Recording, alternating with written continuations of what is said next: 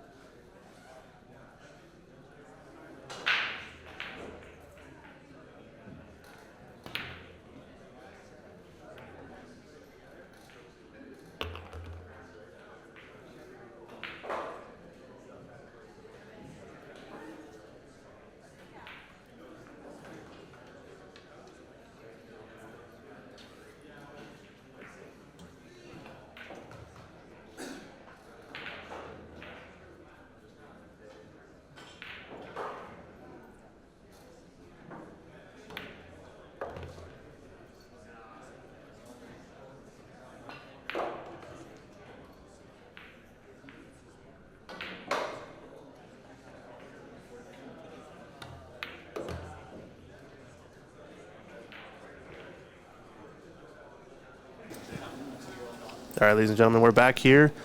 I've got a commentary guest here, Sue Orr. How's it going, Sue? Good, good, good. Thank you for having me. This is Christian Youngers and Sue bringing this match to you here. Coverage between these two local players, I believe. Jesse Johnson broke off the balls. He's at 6:15. Robert Niemeyer at the table, 6:07. So it should be a pretty even match. This is a B-side match. I heard we do have a big one coming up on the A side. I think it's going to be our next match on deck will be, I think it's Max Eberly versus Blake Baker. Yeah, that's going to be our match on deck, so you're going to want to stay tuned for that. But this one's going to be deciding the tournament life for these two players. And a decent starter here for Jesse after the miss. Seems like he's been playing pretty well. Rifles that ball in. Yeah. The table also calmed down quite a bit. Yeah. And so I think it's making it a bit easier for these guys to move around. It was quite difficult the first day. And so now that they're a little bit dirty, it's working to our benefit, I feel like. Yeah. You just got off of a match, right, between you and, Nick De Leon? And Nick De Leon. That was actually my first time playing against him in an actual... in an actual match. I've been in an event where we were on opposing teams. Okay. But I've never played one-on-one with him, so that was my first time. What are some of the highlights of your pool career, Sue? Give us a rundown. Oh, goodness. I don't have a highlight. No? Where do you play out of mostly? I play everywhere, and I just love the game, and I commentate when I can. I've commentated in the Swanee. I've commentated in several big matches in Vegas, even the U.S. They did ask me to do the U.S. Open, but if I'm not mistaken, I think I was playing, so I wasn't able to. Yeah. Besides that, I have a YouTube channel where I showcase my three-cushion shooting and a few matches here and there. Very nice. Yeah. So where are you based out of? Well, I actually used to live here. Nice. I lived here. I moved 2011, and I've been in Vegas ever since. Nice. Yeah, yeah. The so big I actually city. know a few of the players here. Awesome. So, yeah. Good stuff. Yeah, we were seeing your match. I think you had quite the draw in the first round. You played against Georgie, I believe, right? Oh yeah, and it was really difficult because I am not a fan of morning matches. It's just not my normal, and so my body just wasn't functioning. I knew it wasn't gonna, and right. so, but you just work through it. That's a good stroke right there, but no reward. All right. Let's see what he can do. He's got to bear down, shoot it straight. So Jesse Johnson at the table. He's got his own YouTube channel going too, PNW Pool Thing. He's a player here in the Northwest. Oh, okay. Check out his channel. I think he just started a little while back, and he's kind of doing that similar exhibition style Big shot. He kind of, I don't know if you saw that, he didn't really hit that with authority. He kind of just lobbed it a little bit. Yeah, and that's probably the worst speed to shoot it at, honestly, No, right? you got to, you got to be sure. And even if you're not sure, you can't let your body show it. That's the thing with these shots. That's right. There you go. Nice shot. Good stroke there, and taking advantage of the mistake. So Robert Niemeyer takes it 1-0. So what are you thinking so far of the tournament, though? Running smoothly for the most part? Everything going I'm well? loving it. Yeah, I actually, I appreciated the Friday start, really, because it made us not have to play late into the night and then wake up the next morning. For me personally, I have to drive an hour to get here. Yeah. And so just to have those gaps and where we're not worn out from one event or from one match to the other, it helps a lot. That's right, yeah. And so far, too, it's kind of early in the tournament, so we're kind of trying to force the bracket to stay top down in order, so you do get a decent break in between matches, which is nice. And if you guys are enjoying the stream, do drop us a like and a follow, a subscription on YouTube. We're also streaming over the Matchroom pool page. Show them some love as well. Bringing you some good pool action here in the Pacific Northwest. Who's been your favorite matchup so far? Your tournament path has been Georgie in the first round. You won a match yesterday. Georgie played good, too. Georgie played solid. I also played Joe. I think Joe is a local player. Joe who? I couldn't remember his name. He actually, he was looking forward to playing me. He knew of me, which is, I always find it funny when players know who I am because I'm a nobody. But they seem to know who I am, so it's interesting to me. Joe Conniff. Yes. Nice. Yeah, I think he's a local player, if I'm not mistaken. Okay. Let's see here. So it doesn't manage to get the one on the side, but another ball does drop. If he's feeling it, this bank is wired. If he's feeling it, but that's up to him. Yeah, it's a little bit of a big ball, too. Yeah, the pockets are. So that's one thing I've noticed. I actually play on Ross and tables in Vegas. And I think these pockets may be cut just a hair bigger from what I'm used to. And so I've noticed that certain shots it will take it. If it was me personally, I would go for this personally. But let's see how he feels. Yeah, I think I realized the same, especially with the new cloth.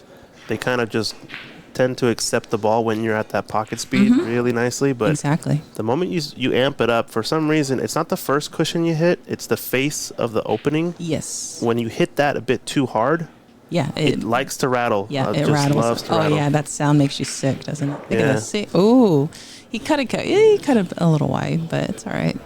Let's see here. Yeah, decent result. Not going to leave an easy one, but this is pretty makeable, I'd say. Considering this angle, I think I would hit this relatively firm because if it was straighter on, then you hit it a lot softer. But you're really just trying to hit it and get a shot out of it. Yeah, if the one goes rail first, he it opens up. The safety, and he can see it. Interesting. Yeah, the window is there, but don't think there's anything offensive, right? No. He's probably going to bring it to the bottom rail. Yeah. Yeah, and that's one thing. The tables are better, but they're still quite fast. I've noticed that safeties are quite difficult to land if you're going to run any more than like 6 inches. I'm trying to see what the option is here. I think maybe crossing it towards the 5 or hitting the window between the 5 and the black. Cross banking it up table. You just need a good cue ball if you're shooting that shot. This is not bad. They're just batting it around right now. They're just trying to get ball in hand so they can get a shot. And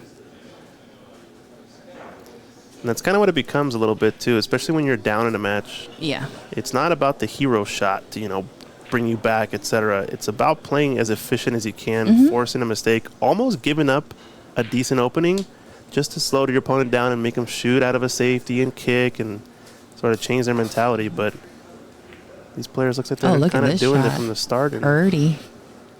That extra roll. I think he got a piece of it, though.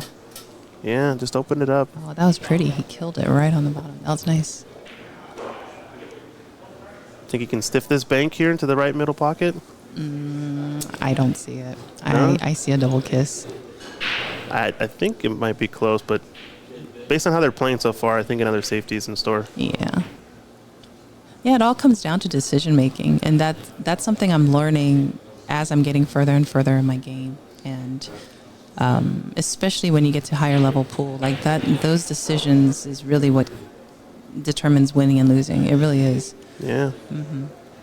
We should play a set. I think I'm only 2 Fargo points ahead of you. Yeah, that'd be fun. I want the 7 You want the 7? and the breaks, Only if we blew it on the snooker table, though. and 2 on the wire. On the snooker table? Deal.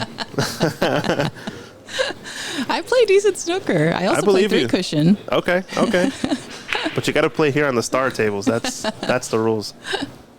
Heated slate. That's oof. I was gonna say jump key is coming out. It's gonna be dicey if he goes to. Ooh. Wow. Almost launched it off the table. Not sure how that didn't go off.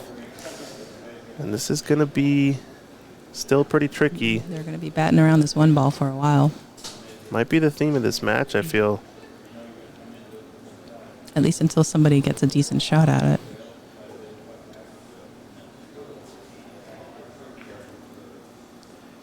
So if you check out our second stream over on Ox Billiards YouTube page, you can see some of the side matches going on. It looks like a new round kind of just started. Mike Silvius playing against Geronimo Morales. Shu Cheng Chow playing against Stephen Weekly. That's a good matchup of 2 local favorites. I think they're within 20 Fargo points. Shu Cheng 650. Has had a strong tournament. Hill lost to Lucas Werner in the first round. Was a close one. Good stroke. Got a shot on the 2. He's going to just have to touch this, probably shoot the 4 in the side pocket. And this is what I mean. The cue ball just takes off. Look at that. He barely touched it.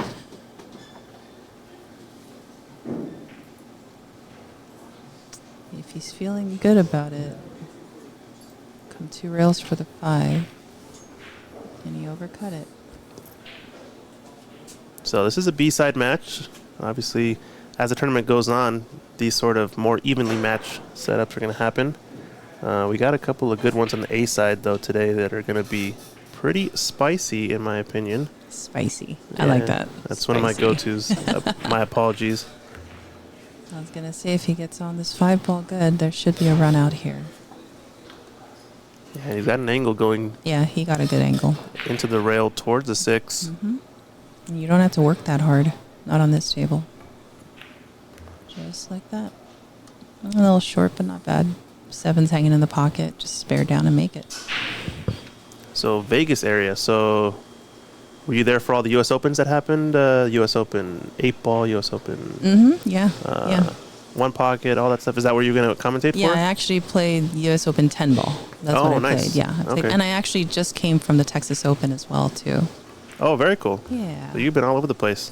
Yeah, it's. I didn't expect it. I really didn't think I was going to be able to, and then it all just kind of lined up. And then I didn't think I was going to do as well in the Texas Open, but I did pretty good, too. How was your result? I took 3rd over there. 3rd over there? Okay, nice. Yeah, I actually got to the hot seat, and I lost momentum. I was shooting good, and then it's just, he kind of took power off of that shot. He also decided to go pretty full into the pocket. I think he Yeah. could have overcut it just a tad. Get it moving a little more. Yeah, or even gone rail first if you like that shot. Yeah. But, wow, so Texas Open 3rd place. Who'd you lose to then? Oh, gosh. Her name is impossible to pronounce. Oh, okay. It's a Norwegian name. Got it. Yes. And then I needed to beat somebody to get back, get to the finals, and I just lost steam. I see. Okay.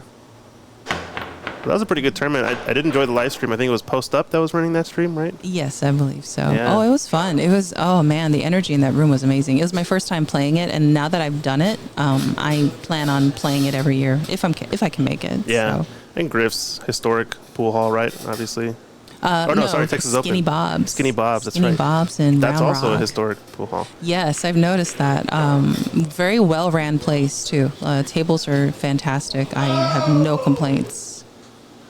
There you go. All right. Robert Niemeyer really just taking advantage of the mistakes from Jesse Johnson. And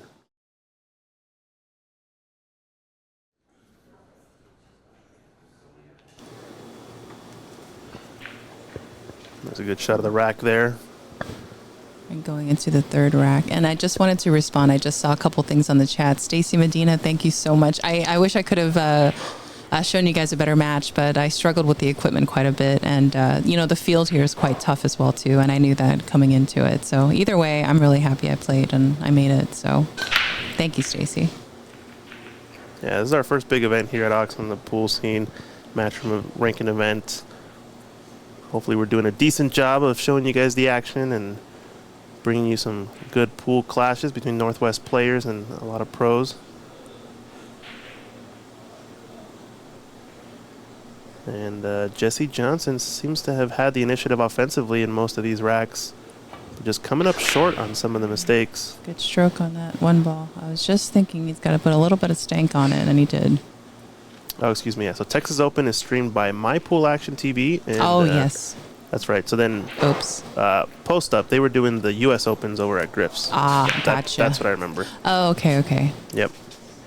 Funny enough, though, I think him and I stumbled upon the same cameras. I think he uses the same cameras, Collins Newey, as we do here. Man, he stroked that ball. Only can really do that on the new cloth, right? Yeah, I know, Certain right? shots you just don't go for when you know that Nice it's worn in. Easy draw for the four. Wow, he is just muscling him. Ugh. Oh, no. Yeah. Disaster.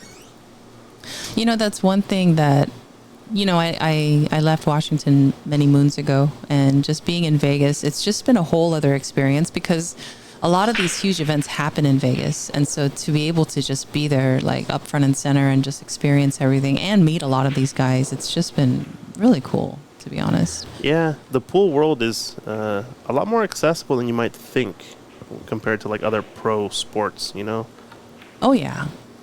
A lot of the players are really nice. You generally can almost get any lessons in the area when you have a big event in your area as well. Absolutely. Pros will be open to want to do lessons, and pretty easy to reach out and contact them.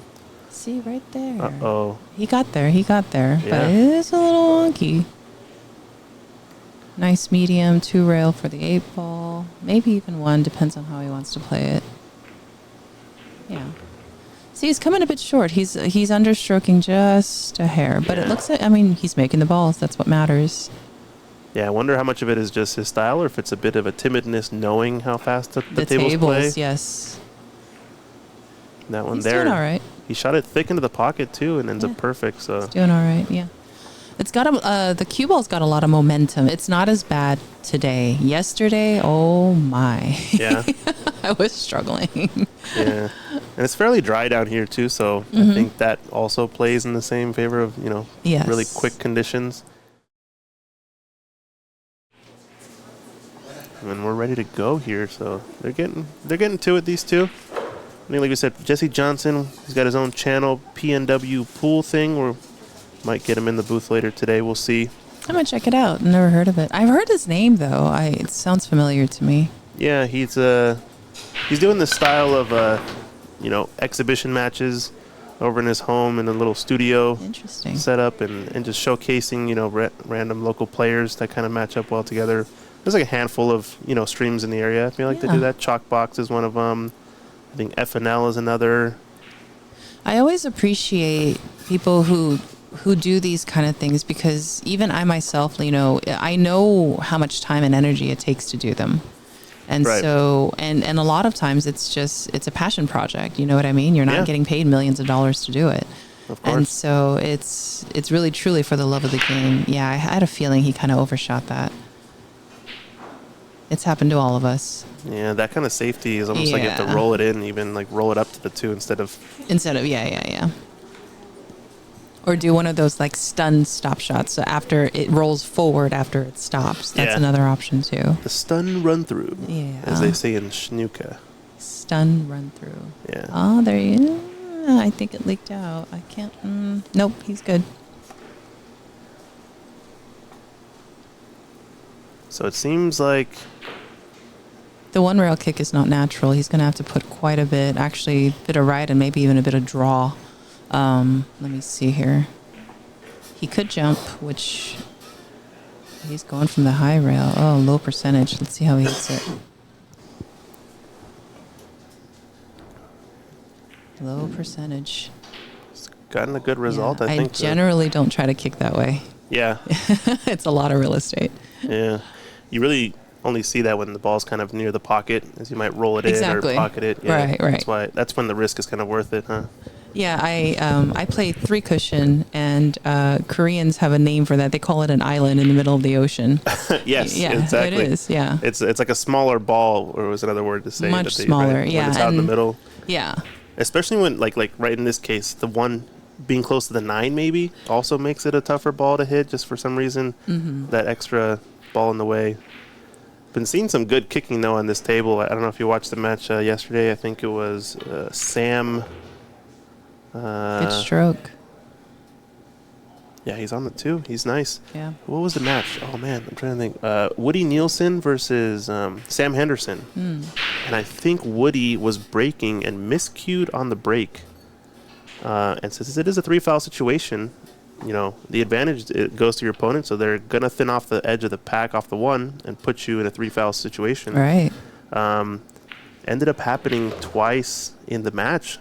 And both times, he kicked at the 1 half ball, dead perfect. Awesome. It was insane to watch. Yes. And then it led to one of these one pocket-esque 9-ball racks where, you know, you make a ball, it's not worth it. Yeah. You're going to play back into a pack anyway. So, tended to be a little bit longer of a match. But I think Nick De Leon was doing commentary for that one. If you guys want to check it out, I think it was a little bit later last night, one of the last matches of the day. This is Robert, right? I just want to confirm. This is Jesse. This is Jesse. Okay, Yes. so I just want to get my bearings here. There's his PNW pool logo on his back. There he is. Okay, hello. Mr. Johnson. I was going to say he's stroking good. A little muscly. He is kind of over-stroking a hair, but it's still getting there.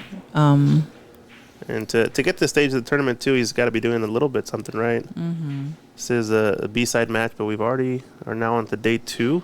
I think by the end of the day today, we will be getting to the later stage, the top 16. And I think we're going to have one round at least of the top 16, single elimination, which might leave the top 8 for the last day. Good stroke here. He landed a bit flat. He's going to have to come 1, 2. He's going to have to come on the opposite side of it. He drew it. Wow, watch outside pocket. Ooh, I was going to say. That was He kind of pop drew it. Yeah, almost another disastrous end of the rack. I think that's another shot you really can only do in this new conditions. Oh. Uh-oh. Again, that overstroking. We were just talking about that. He kind of did the same thing on that 9-ball.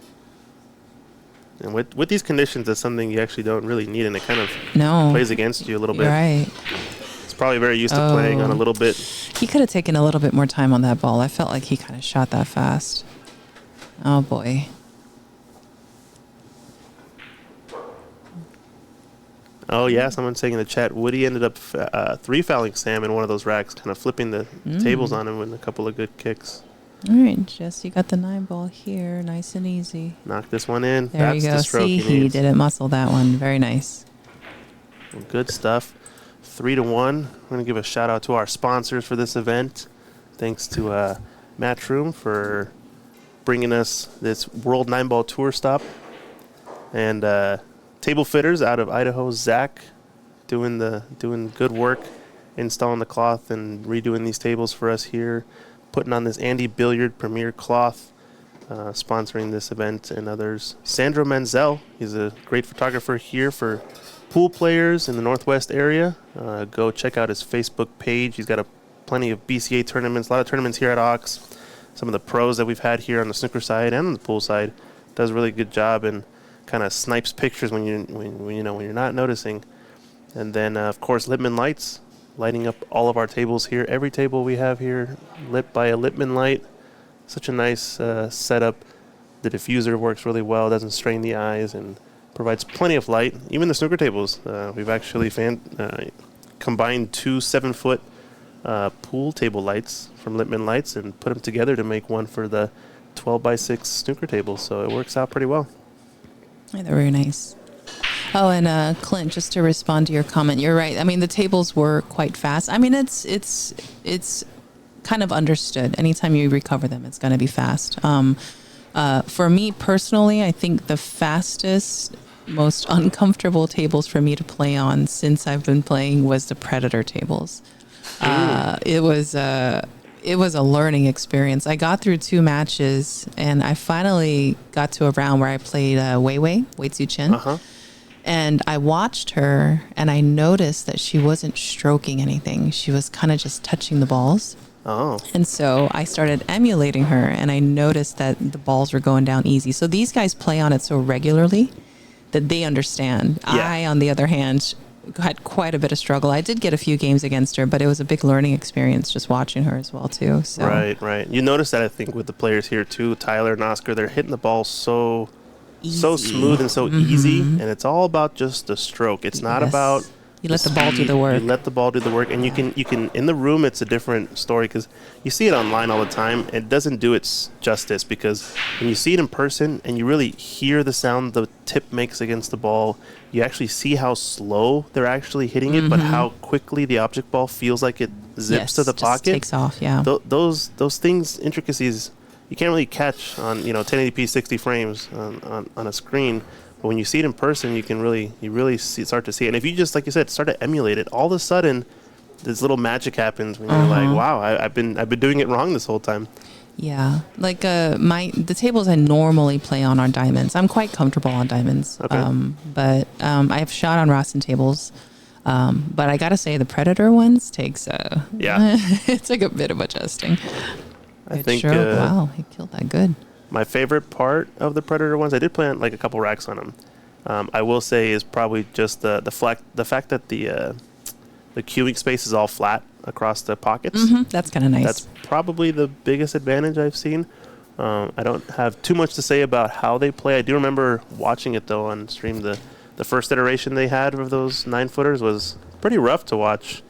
But I think actually Ernesto Dominguez, Oscar's dad, was there for the rescue to try to refit the tables, and there were some weird rolls happening. I think Jason Shaw was being a bit dramatic about certain things and whatnot, but obviously had some point to do because I think it was the Vegas event, the BCA CSI Expo, that was a little bit of a weird situation that first year. But yeah, obviously you iterate, you get better, and they're always going to be a little bit different. Call me biased, but Ernesto and Oscar, they're the best. Yeah. And I only say that because when I first moved to Vegas, most of the pool halls, if not all of them, used to have Ernesto and Oscar come every year to recover them. And one of them, which was my home base, was Q Club. Got it. And I still remember to this day, the table would be worn. I mean, just worn. And I remember we'd play tournaments on it, and that ball would roll so true. And it was just astounding to me because by the time it gets to that level, you're used to seeing a bit of rolls, and it needs to be recovered. But it stayed true the entire time. I was really, really impressed. They're very, very good. I think it's almost unanimous in the pool world that Oscar and Ernesto are the best. They're the best. Yeah, I don't think there's any competition to say that there. But Jesse Johnson takes this one down. Looks like should be 2-3 now in this one. The match everybody wants to see on deck is going to be Max Eberle versus Blake Baker. That's going to be a good match. Yeah, 733 versus 753 Fargo. That's an A-side match, so we're going back to a race to 9. Blake Baker won the USM, didn't he? That's right. A little while ago. I think it was before COVID. Yeah, I remember the name. Actually, I met him too.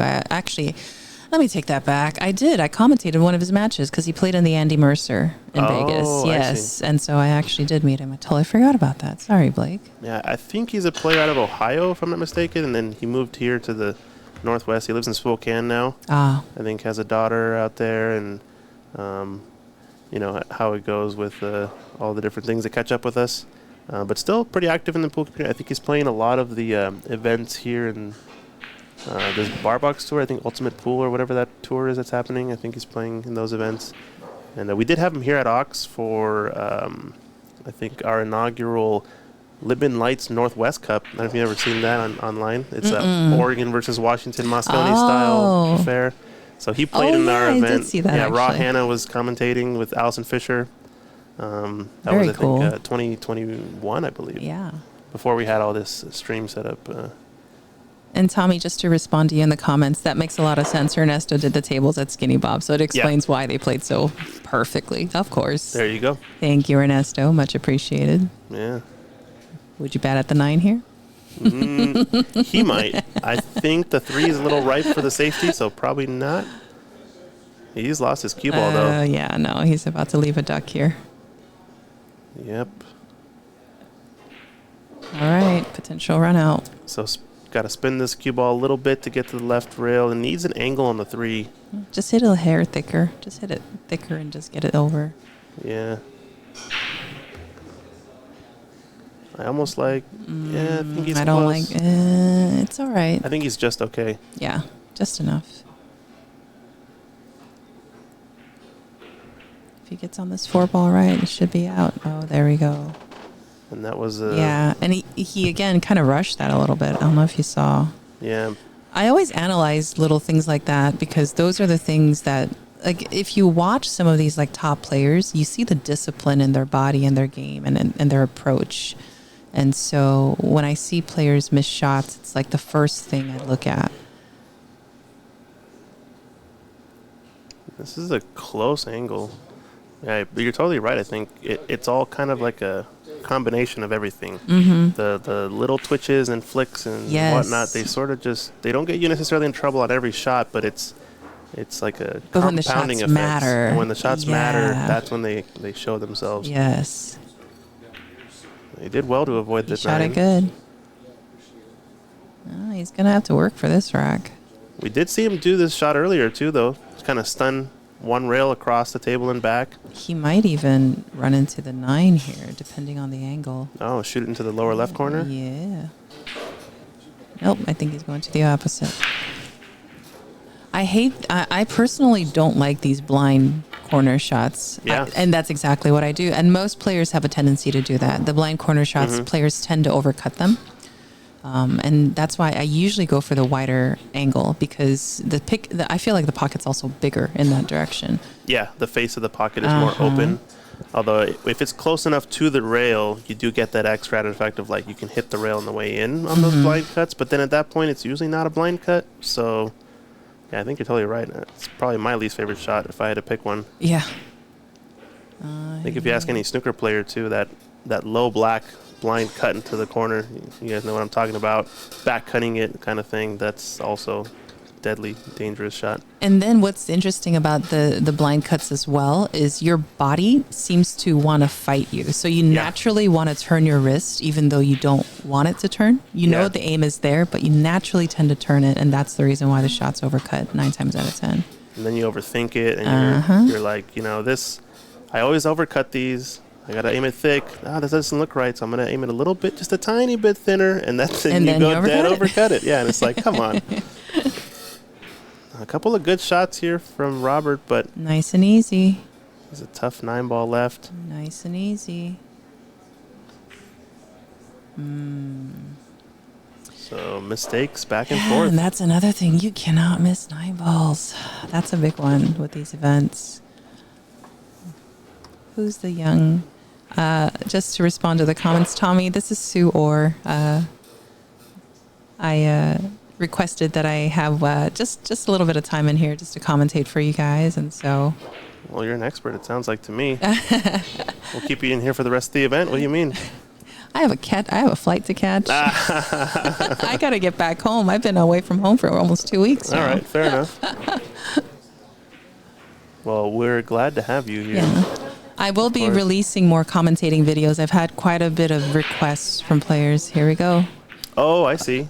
As in, like, you commentate over a video that they've already played? Yes, and there's actually a lot of videos that have no commentary. YouTube is just full huge. of them. And so, especially videos, even like providing alternative commentary and things like that. I also have ones where I can translate because I speak Korean. So if it's a Korean match, I can translate into English. And I see.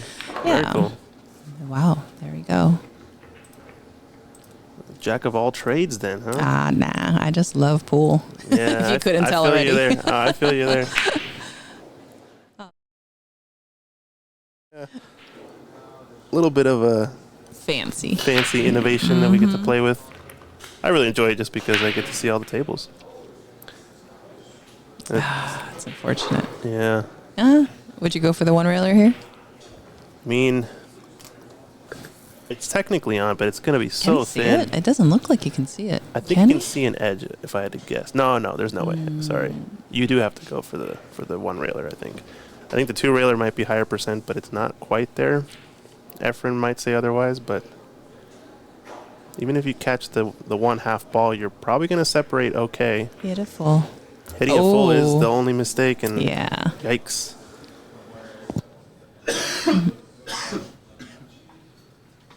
And just to respond to the comments, thank you, Jill. I played better today, a lot better today than I did yesterday, but Nick played really, really good. So I knew I was going to have a tough match, and so I got some games off of him, but unfortunately he took the match from me. But it's okay. I love these events, and I love the experience. So thank you for watching.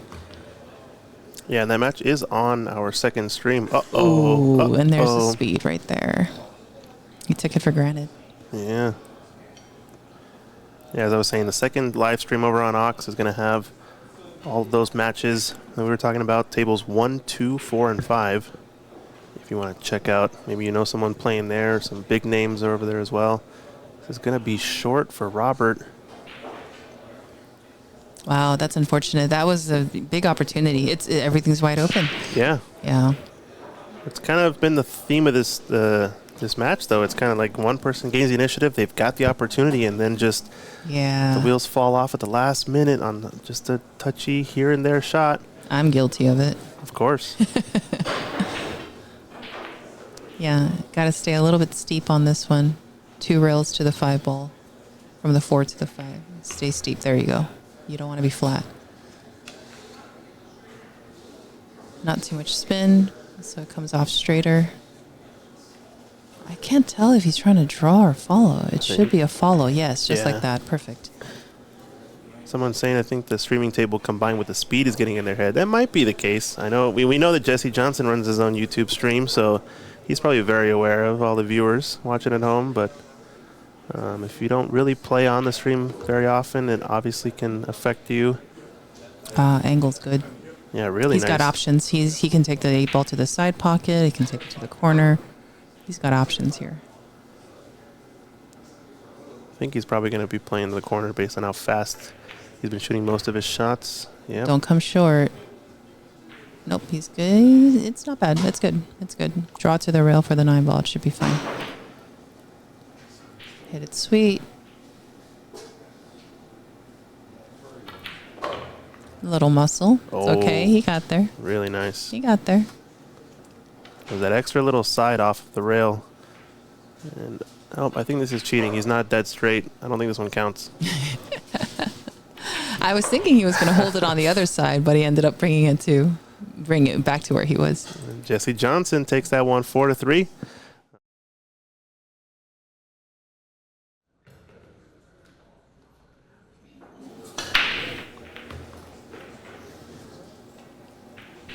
So back for rack number 8. Misses the 1 in the side. A little bit high.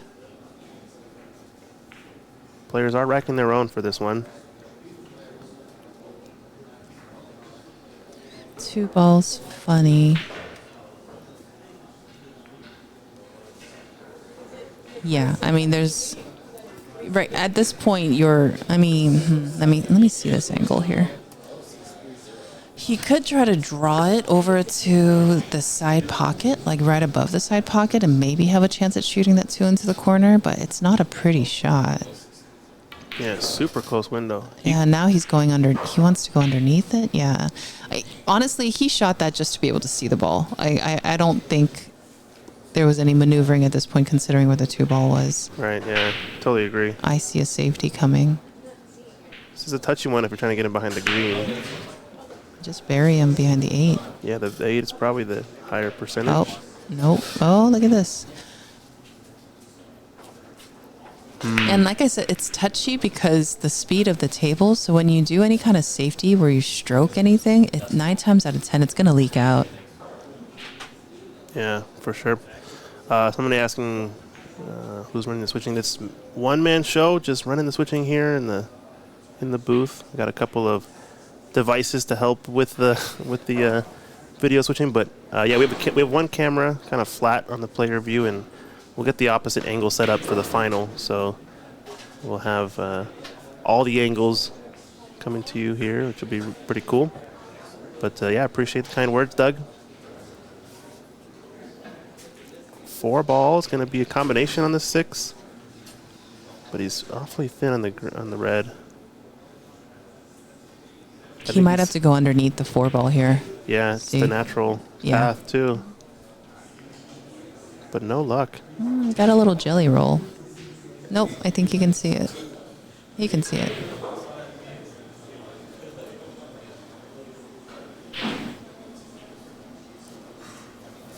Yeah, I do believe the score is 4-3, Patrick. If something is off, do let us know.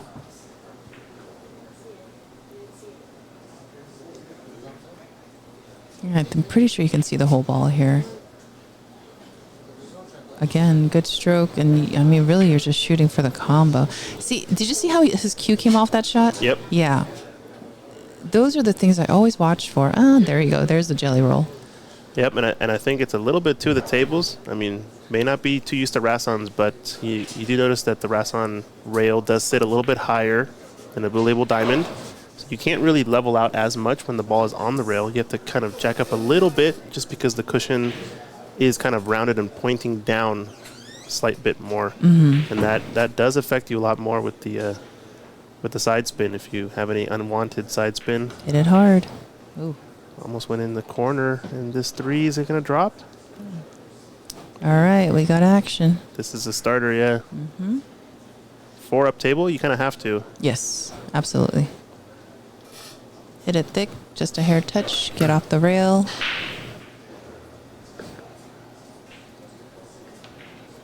Try to get straight or relatively straight on this 4. See, he hit that funny. Miscue.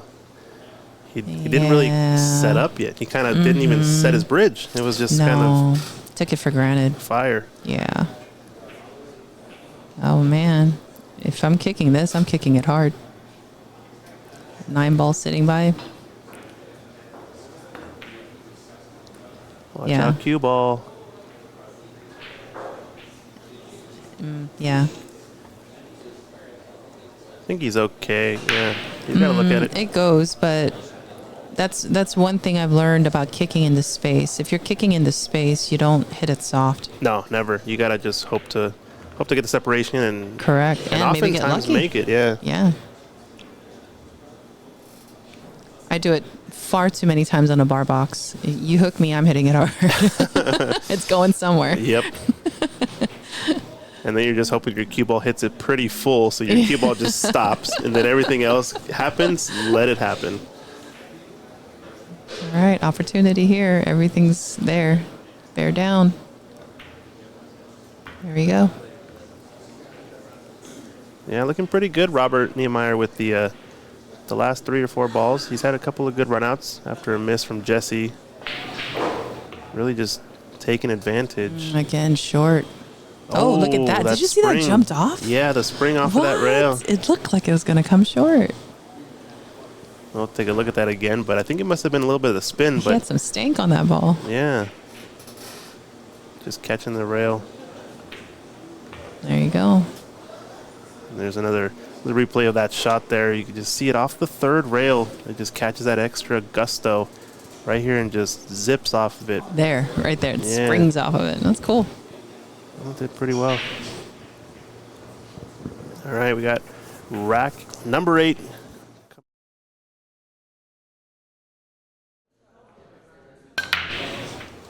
I want to see a good break. I've yet to see a really good break. You know, I mean, they're breaking it up, but I haven't seen an effective break, if that makes sense. Yeah, I don't think they've made the 1 yet in the side, right? No. That one lost the cue ball a bit too thin, I think, and ended up down the lower left corner, sorry.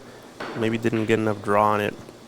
Yeah, the 9 on the spot break is an interesting one, and some of these guys have it down to a science. Me, myself, I tried to work it, and it just wasn't lining up for me. So I was just breaking them the way I know how, and honestly, I was making balls, so it worked out for me. But But some of these guys have it down to a science. Yeah, and they know exactly why Yes. they're making it and not making it and what's going on with it. Actually, my first opponent, if he made the one ball on the side on every break. Every break. And the problem with, well, not a problem, but one of the difficulties of an event like this is because it's a winner breaks format. So there was never at any point where I could try to gain advantage because he would make a ball. Oh, that was a good try. He would make a ball on every break, and if he didn't have the shot, then every time I approach the table, it's either I'm shooting a long shot or I'm kicking at something. That's right. That's right. So it's very hard to even try to get ahead against a player of that caliber. Yeah, it's kind of just about keeping control, right? Yes, yes. If you don't make a mistake, you don't really leave anything on, whether the mistake is a safety, whether the mistake is a missed shot. Right, right. Alternate breaks would have been a completely different story, but this winner break was a different monster. Oh, yeah. Good stroke here. Let me see here. You saw how he did that, right? He short stroked it, yeah. I imagine both these players are probably more used to playing on a bar box, if I had to guess. Maybe. But just only because in the Northwest, obviously, more of the tournaments are bar box played. It's so funny. I mean, I only play on the bar box when I have to. I am a big table player through and through. These are the little tables. I like the bigger tables, the 12 by 6. The snooker tables. Snooker. Those are the real big tables. Yeah, we actually used to have a snooker pool hall in Vegas, and then they ended up. It's funny because Americans don't really have a thing for snooker, and so this place didn't stay open. Didn't stay open much longer after I had learned of it, and so. But I did play there a few times. One thing I have noticed about snooker is because it's a 12-foot table, my eyes are quite sore after playing. Yeah, that just from the aiming and it's intense. Because you do have to get that autofocus dialed in. Yeah, the autofocus. Yes. Yes. Yeah, especially when you're thinning off the edge of the stack, those kind of shots. Yikes. Yeah. This is an interesting shot. Ooh. You know what I like here is drawing. I like into the side pocket and draw and go behind the 9, end up on the low rail. But again, the thing is, it's got to take a good stroke though, and he's been kind of short stroking. Yeah. That could have been a really pretty shot. Yeah, I know exactly what you're talking about. And you see the pros kind of do the same type of shot when they're shooting a thin shot into the corner and coming 2 rails around. Yeah. It almost looks like they can only go, super thin and scratch in the lower right. And all of a sudden you see that ball swing around. Obviously they're putting a lot of side, but it swings around the corner and it's going the other diagonal of the table. And you're like, how the heck? Yeah. Made it look easy, eh? Yeah, that shot is actually more English than momentum. Any more momentum and it'll come off to the other side of the table. But the English is what kind of keeps it kind of dancing on that side. Good stroke. Good shot. And looks like he's going to have a good angle here too. He's going to run. Little funny. Little funny is right. Running into the 9, I think. He's going to run into the 9 and it's going to end up going long. He can draw back. Looks like he could, might be. But he's still going to end up long. Unless he's going to fool all of us and play the 2-railer. It's going to turn. Oh. Yeah, see. It's going to be weird. It's weird. Oh, did he get straight? He got straight. I think he's okay. Yikes.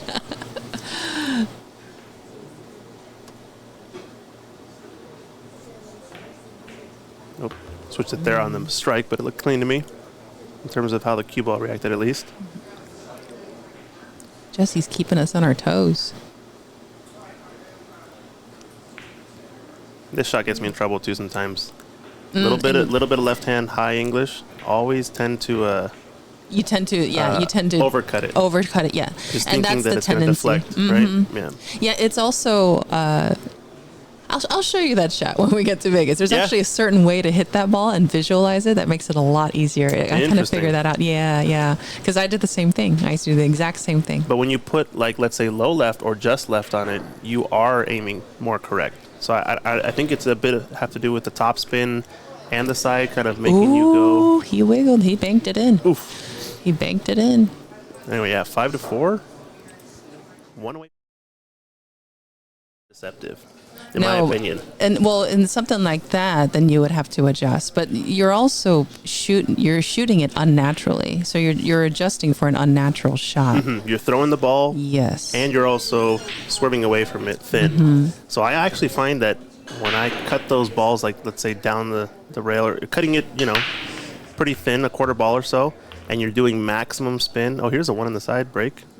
Really nice. That's a good one. Yeah. Good solid one. And actually 2 to the 3 to the 4. This is looking pretty. Yeah.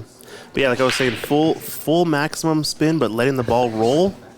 I almost have to aim those thicker than normal. Oh, 100%. Don't compensate for deflection at all and aim it thick. And all of a sudden, you just got to trust that you're going to stroke the ball well, Yeah. It's something you learn actually, or this is something I learned also as well playing 3-cushion. If you watch some of the top 3-cushion players, they actually understand curve. Yes. And so they know that they understand reaction to a certain degree, but that curve is what they actually shoot with that curve, which is quite interesting. And in 3-cushion, extreme English is normal. That's generally how they play. But it's something I picked up playing 3-cushion. But yeah, no, well, next time you're in Vegas, we'll talk about it. Yeah, definitely. I'm down. Oh, and Jason Wagner, just to respond to you, you got Christian and you have Sue Orr visiting from Las Vegas. Yep. Christian Younger's here at Ox Billiards. I'm one of the owners here and bringing you this production. Hopefully everybody's enjoying it. Just a little brainchild of mine that we've been practicing and working with for a little bit. So far, so good. That 3-9 was very makeable, and he didn't take the time. He rushed it, right? Yeah, he did, 100%. No shot clock on this, so no need to... Oh, that's an adjustment also. Playing with a shot clock. I played with a shot clock in the Predator event, and it was difficult. Yeah. It was very difficult. I think, at least I haven't played with it in the match yet, but if I had to guess, when I'm playing with shot clock, I would probably just choose to make it part of my pre-shot routine. Play either into a certain part of the clock, and if I don't get that window, then play into the beeps. Like intentionally time the beeps to your practice strokes into your pre-shot routine, and like time it to the third or the second beep to shoot or whatever it is, right? I don't know what else or what other way you can really make it comfortable. You know what I mean? Yeah. And that's the thing. Like, I'm one of those players that take a good amount of time just lining up because I want to be sure.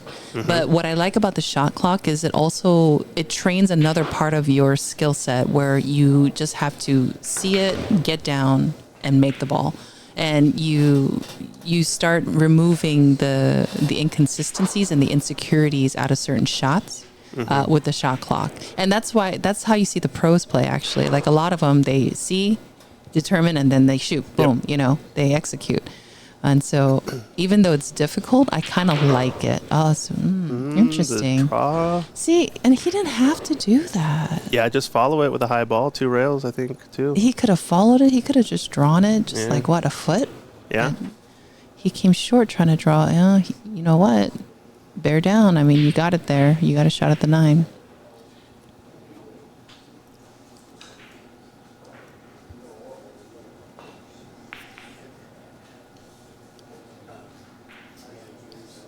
He's taking his time here. There. See that? Rifles. Oh, he hit that sweet. You hear that? Yeah. Yes. Stunned it nicely, and that's to get on the hill. So, Jesse Johnson, first one. A lot of good matches in the room. You guys can check out the action. Break. I think it's the best break we've seen so far in this match. Good break. No shot on the 2, but that was a good break. Yeah, a lot of good stuff. Is Dan Louis out? He is out. He just lost Hill. That was a B-side match. I didn't realize. B-side against Masahiro. He also gave it up, though. He had a chance at the 8-9 on a run out while 6-5 up against Masahiro. I saw that. I saw the match. Misses the 8, and then from there on, it just didn't seem to go his way. I think he might have had 1 or 2 more chances, but just not enough to get over the line. I think we might have to check on our 1-pocket match, though, in a little bit. Just once the rack evolves a little more. Yeah, and see, this was just an example of exactly what we were talking about earlier. He played a touchy shot where the cue ball's got to move a little bit, and of course the ball leaks out. It's tough playing safeties on this table. Yeah. And I am one of those players. I like intricate safeties. I like seeing certain lines and landing them exactly where I want. But when the table's fast, it's very difficult to do that. He's going for this cut, I think. Yeah, there you go. Off the Good 7. shot. No, he's all right. Wow. Got a little point love.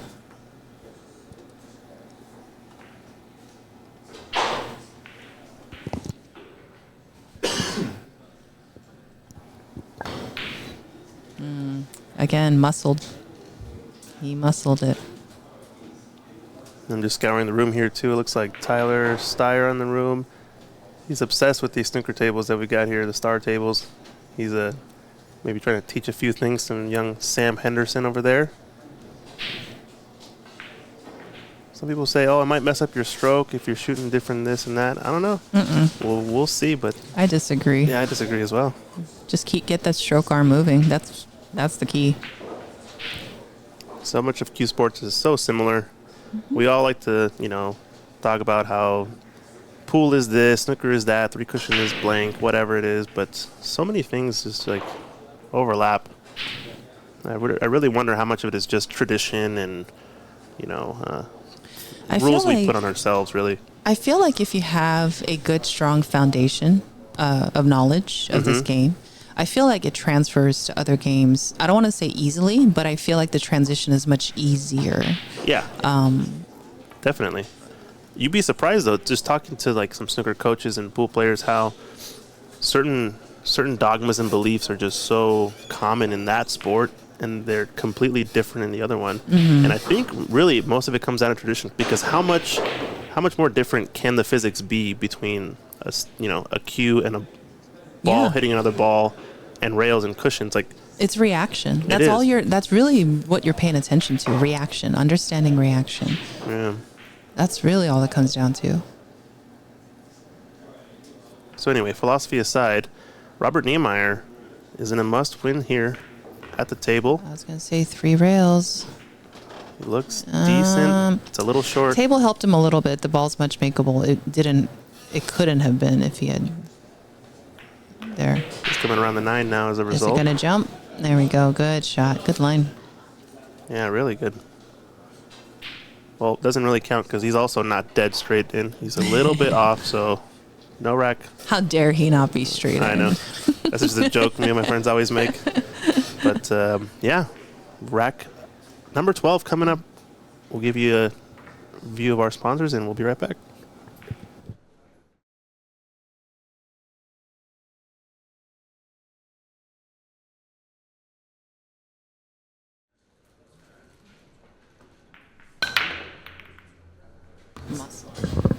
Ooh, Nineball almost went in. He's hitting the break a lot harder, is Robert? It's too hard. Yeah, for this take style. A little off of it, yeah.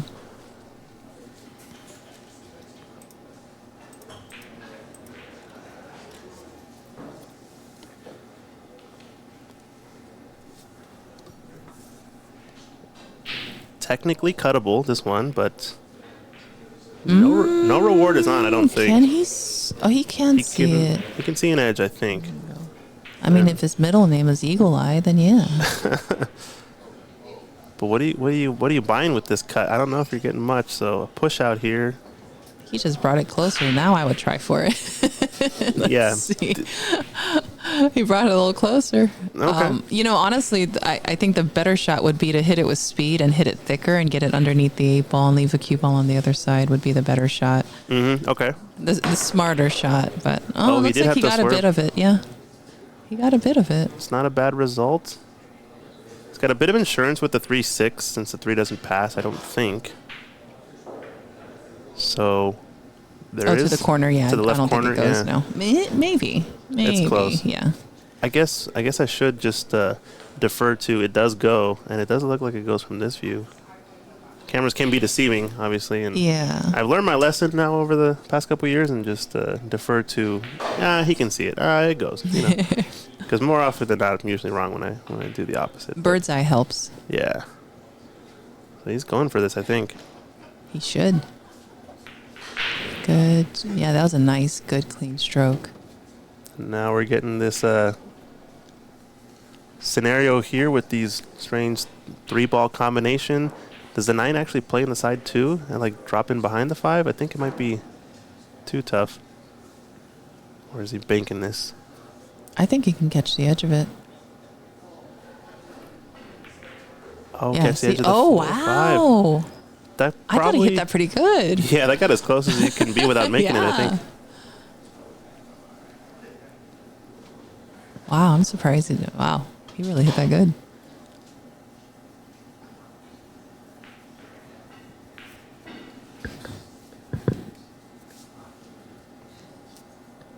Nice and easy. This is one of those shots, these kind of rolling shots across the table. I mean, obviously we talk about a lot of the pros, but I think those are the shots that Fedor hits the best. And what I've noticed, those kind of hit exactly on this side of the rail and this side of the pocket, come to this side of the rail and that side of the pocket. Did you just see that? He banked it, somehow right? made it into half a pocket. That was crazy. We'll take a look. He made it into half a pocket. That was a good shot. Oh, he got a little jelly roll there. Yeah, bumps it through the pot. Oh, no, not quite. Yeah, I thought I don't think it goes now. He's going to have to bank this. It is cuttable. But he banked it. Good shot. Yeah, nicely done. Yeah, I can't believe that ball went.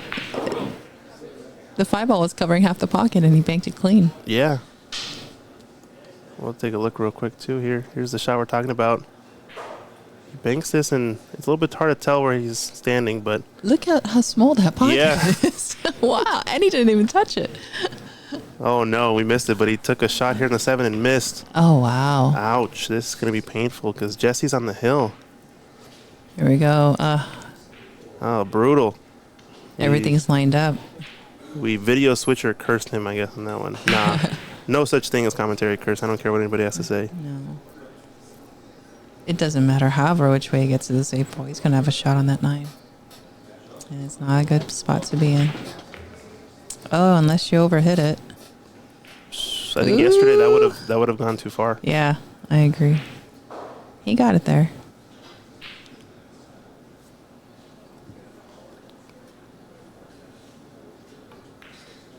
There we go. This is for the match. On the hill, Jesse Johnson to advance on the B side here at the Seattle Nineball Open. Takes it down. There's the handshakes. And, well, it was a pleasure having you in the booth. This is Sue Orr. Thank you for having me. It was fun. I will be going back to Vegas tonight, hopefully. Okay. Going back home and hope to be doing more commentary stuff. So just keep an eye out for me as well, guys. Thank you for tuning in. Yeah, Sue Orr. Great to have someone in the booth so knowledgeable about the game. And this is Christian Youngers here. We're going to sign off for a little